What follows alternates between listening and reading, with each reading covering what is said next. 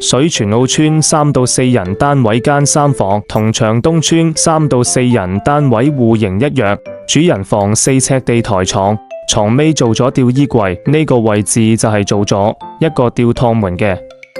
跟住睇下細房，定製書台加3尺地台床，側邊做咗吊衣櫃，開放格可以放公仔，用木牆嚟間房嘅。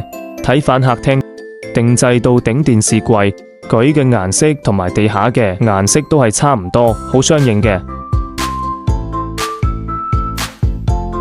睇反房間3，2尺半嘅地台床咁，上邊做吊衣櫃，都係做趟門，出面做咗到頂儲物櫃。廚房嘅話，門口擺雪櫃，設計吊櫃，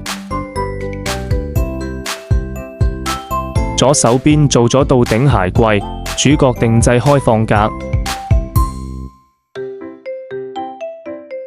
廚房 L 型吊地櫃，台面加埋一個吊櫃架，呢個位置我都係做咗個高低卡咁。呢度煮食嘅話，到時就會就手啲。最後睇下洗手間，做咗一套浴室櫃，懸空地櫃唔積水，我哋都係做咗裝修連加一條龍。咁興趣快 PM 我。